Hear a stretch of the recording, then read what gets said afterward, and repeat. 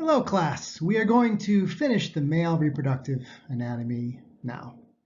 And we'll pick up where we left off, looking at, of course, the testes, and then talk about the epididymis. That's that thing you can see, the head, the tail right here, glommed onto the side of the testes there, and it's where the sperm will mature and begin their way to get up the ductus deferens. Now, it is a tube 6 meters long. I don't know if you can wrap your head around that, but most of you are 2 meters tall, so really long tube. And it's a place where the sperm will come from the seminiferous tubules, millions of them, and it's a place where they will mature, fluid drawn off. They'll be able to move by the end of it. They'll be stored in the epididymis down at the tail for their journey up the ductus deferens. So the anatomy, you can see we have a head, a body in the middle, and then a tail. Now I'll show you a picture of the inside. You'll see it has these long microvilli that will help with absorbing excess fluid, and smooth muscle, which will move things along. Oh, beautiful histological micrograph of the epididymis.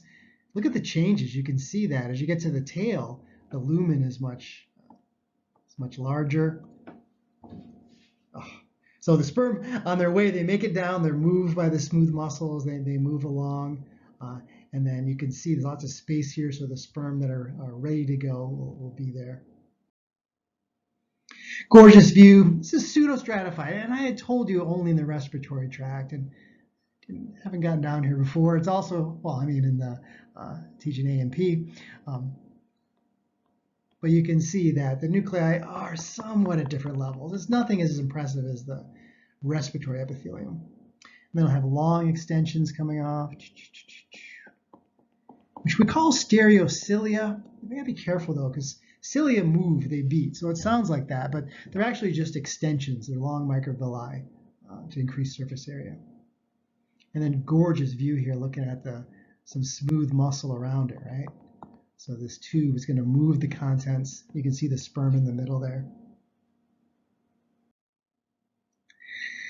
Now after the epididymis, they're gonna move up the tube, and it's called ductus deferens or vas deferens.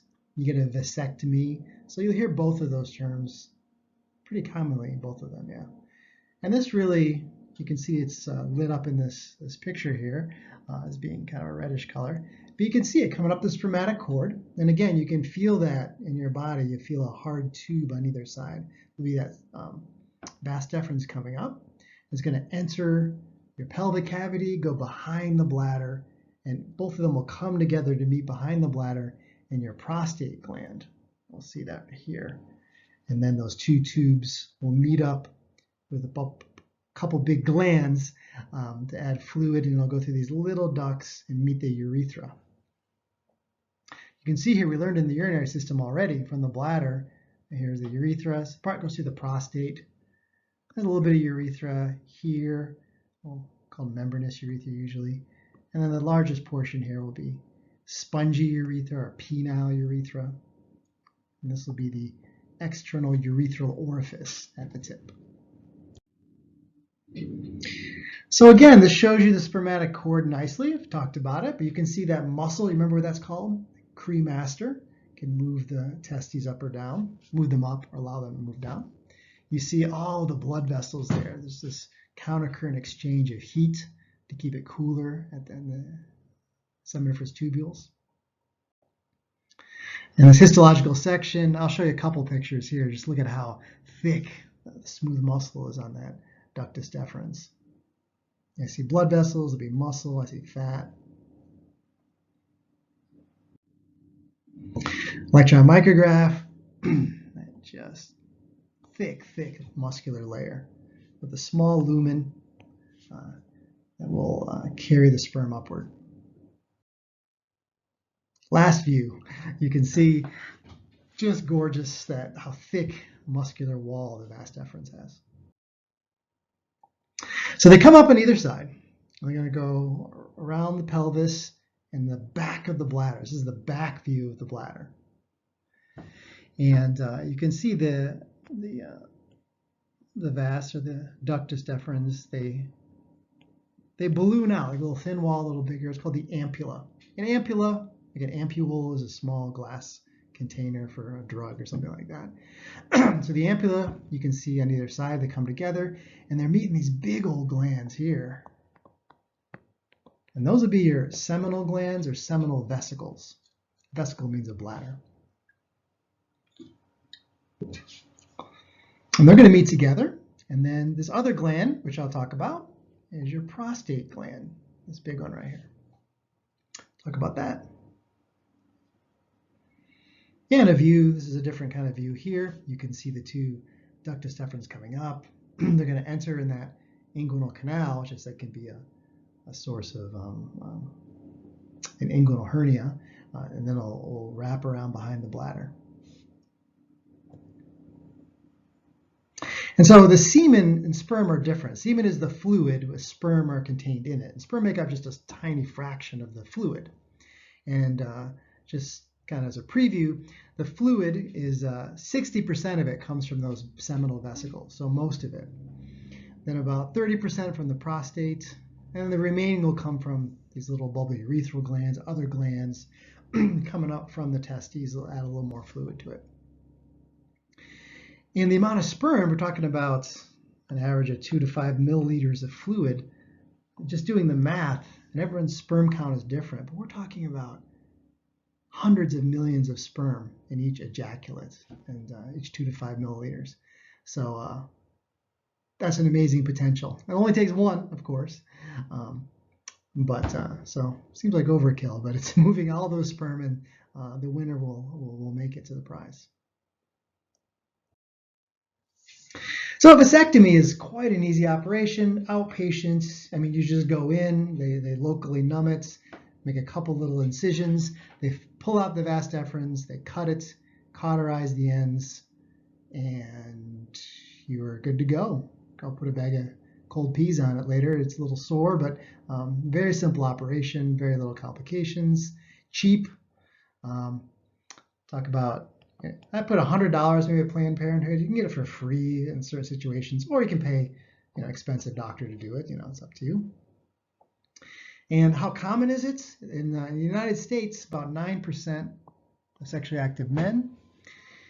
And you can see tubal ligation, women getting their tubes tied or tubal ligation is 27%, so much more common, but still, vasectomy, a good choice. You don't have any live sperm in your semen, but you make testosterone, behave normally otherwise. The issue is you want to make sure when you do it, because the reversal is not 100%. And actually, even vasectomy, even though they cauterize the ends, is 99 point something %. But tubal ligation, same thing. But the reversal is difficult when they have to put those ends back together again, or put it on the epididymis and try to get sperm moving again. So it's easier to break it than to try to refix it. You see, reversal more expensive and not 100%. So they want to make sure if you get a vasectomy, it's not just easy to reverse it and bring it back and forth. So we want to make kind of sure that you're done. Let's talk about these seminal vesicles. You can see convoluted, like little dog ears that come up on the back of the bladder, about this big. And again, they contribute about 60% of the fluid. The fluid is a thick fluid, kind of whitish, yellowish color, and I'll talk about what's in it here. You can see here, I've obviously lit it up by putting some kind of contrast in there. So yes, these have a lot of space in them, smooth muscle on them, so lots of surface area to make all this fluid. And like I say, thick and viscous, has some pigments in it, and fructose is going to have sugar in it because the sperm are naked. They don't store a lot of energy, so they need energy to keep them moving. And they meet just where the two ductus deferens come, and they'll add that fluid to the sperm coming up and actually activates the sperm and gets them ready to swim. And a view inside the small vesicle, you can see all this tortuous cavities and space and surface area to make a lot of fluid. And again, pigments, sugars, all that coming in to help the sperm on their journey. Another view. And don't forget, the bladder is being used for urine all the time. We did this urinary system. So the two ureters come down from each kidney, right? Going to come down in the bladder at an angle. And then from the two testes, two tubes come up. And they'll be carrying the sperm. You can see how ampulla gets wider there. And they're all going to meet here in the prostate. Real complicated there, where you have the seminal vesicles dumping in, the two vas deferens carrying the sperm, and it's going to meet the urethra right there. There'll be a little valve where it comes in. The smallest of the glands are these bulbourethral glands, sometimes called Cowper's glands. They just secrete mucus. So I put a histological slide. You can see the clear kind of foamy look to it. It means it's secreting lipid-rich material, in this case mucus. So there's a pair of these little P-shaped glands just before the urethra, kind of goes in the spongy tissue, and they'll secrete just mucus. So they'll lubricate everything and coat the urethra, and so that's what they are for. And I leave the prostate gland. It'll be an important gland medically, and we'll talk about that now. First of all, just to make clear, people make the mistake, prostrate means laying on your belly. And supine is laying on your back. So you don't have an R. That's the prostate gland. About the size of a walnut. This picture reminds me, they will check that by putting a finger in the rectum, and you can look for bumps and see if it's enlarged. And it's not something like colonoscopy where you automatically get on age 50. If you have risk factors, a family history of prostate cancer, or difficulty urinating, they'll do a prostate exam this way. So yes, size of a walnut, it's solid. It's got lots of connective tissue in there. It's a gland with smooth muscle. And you get to the details, it's got these layers that we're not talk about in this class, but all these glands are going to secrete fluid that will enter to meet the fluid from the seminal vesicles and the sperm coming up. From this picture, you can see in the prostate, it's kind of a busy place. You're going to have the urethra. I'm going to draw the bladder in yellow, so it's going to carry the urine. And then the two ducts coming from the vas deferens are going to come up. It's called ejaculatory ducts. You got two, one from each side, and they enter, and there's a little slit right there. Yeah, so I'll put sperm, semen. So the ejaculatory ducts meet the urethra right here in this little slit. And so either doing one or the other, there's like a little valve right there. And it's all embedded in this prostate gland. And the prostate gland is stuck right on the bladder. So the urethra goes right through it. We call it the prostatic urethra. Yeah, so a lot going on there. You have the urethra in the male is shared by both the urinary system and reproductive system. And that's where they come together inside the prostate. So the fluids that come from that are more watery. They're less viscous than the seminal vesicles. They include some enzymes that will break down some of that viscousness and make it more watery to help the sperm swim up there. And importantly, they have buffers, alkaline buffers, because the vagina is acidic. We'll talk about that. And so that acidity is not good for the sperm. So buffers will help neutralize the acid to allow the sperm to survive. Yeah, looking at this picture, I also see the prostate taking this kind of central role between the internal sphincter and the external sphincter, which you control, right? So sometimes with prostate surgery, you'll have incontinence and problems there because it's a delicate area to do surgery because you got lots of nerves that go to that muscle for those sphincters. All right, so prostate causes problem in old men, causes problems in most old men. This is not cancer. This is, see, benign, that's good. And prostatic hypertrophy, which means enlargement of the prostate. And everything gets larger. And it makes it difficult to urinate. You feel like you have to urinate, and then because it doesn't all come out because that urethra is being narrowed, right? And look at the statistics. I mean, 95% of men over 70, like, you're rare not to have an enlarged prostate if you live to be an older man. Now, prostate cancer, you can see after skin is going to be the common cancer. It's not the deadliest. I mean, lung cancer was more likely to kill you than prostate if you get it, but it's very, very common.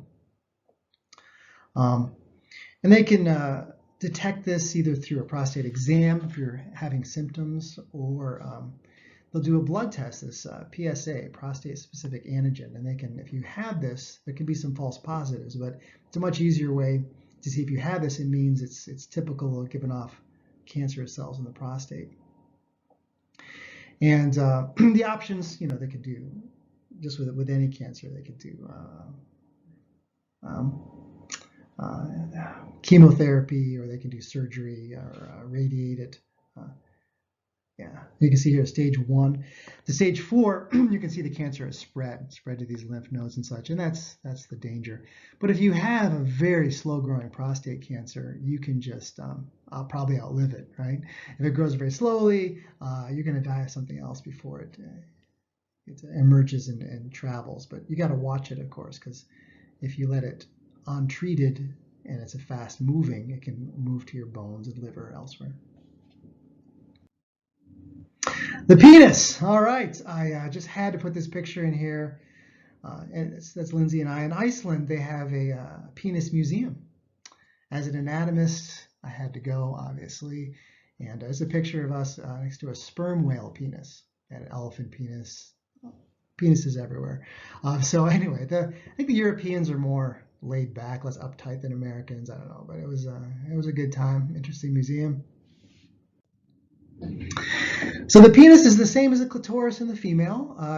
It's the same, that's made from the same ingredients. They just grow to different proportions.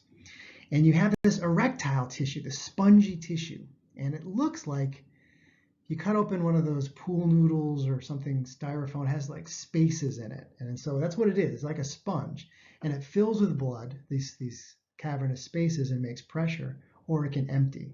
So it has this ability.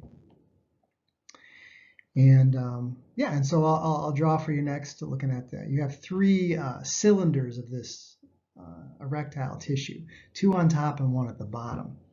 And the bottom one, well, I guess I'll wait for the picture next, but that's going to have the urethra in it, and it goes to the ends to make this glands. The glands is the tip of the penis there. Speaking of coronavirus, there's corona on here. It means crown. It makes kind of a crown around the glands right there. And don't forget the external urethral opening is where either reproductive or urinary products come out. Oh, I need to say, we don't have a bone in our penis, humans, but a lot of mammals do. And he's holding a walrus penis bone. The Eskimos call it an usik. And raccoons and fishers and bears and coyotes have a bone in the penis, and we don't. Teaching comparative anatomy, I remember I taught it's found in primates besides humans, and then rodents, sorry about that, insectivores, and cetaceans like whales, and bats, chiropterids. So it's an easy kind of mnemonic that we used.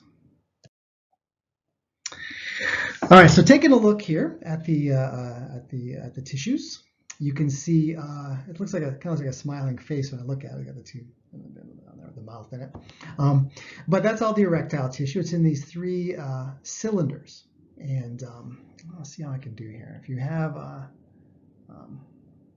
the glands at the end, it comes back. Oh yeah, I think it's gonna work. Yeah, okay, so this is the corpora spongiosum, Corpus spongiosum. And corpora means body, corpus Christi, body of Christ, a corpse, a body. So the spongy corpse or body is this bottom part. It makes up the glands, which is the head of the penis. And then it goes back and it makes this bulb. So a singular structure in the middle that's stuck in the back of your pelvis is the bulb. Now then you have two cylinders on top, and they stop at the glands and they go back.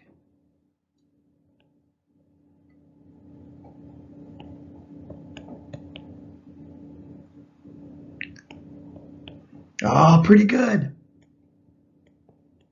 The crus, or crura, plural. These are the two legs that come down. So imagine this is the penis coming out at you there, and then stuck on the back wall is going to be the bulb, and then two crura on either side like that. These are erectile tissue. It's the rest of the penis, the way it's attached to your body. It goes back and it's stuck. These cylinders of tissue like that. And it has muscle on it. It has muscle that will contract, that help move the contents up as well. Yeah. And then this penis drawing is circumcised here, but we normally have a prepuce or foreskin that covers it like that. But circumcision, it's usually as soon as you're born. It's a little difficult as an adult. You cut off that skin, you have a circumcised penis if you don't have a prepuce or foreskin around it. Looking at it, you can see it's just got hairless skin on there, lots of nerve endings, of course, especially on the glands, and then blood vessels within it and around it.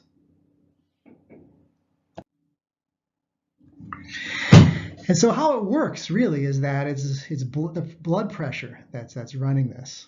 So some erectile dysfunction drugs, Viagra and Cialis, things like that. If you have low blood pressure, you're going to have trouble having an erection.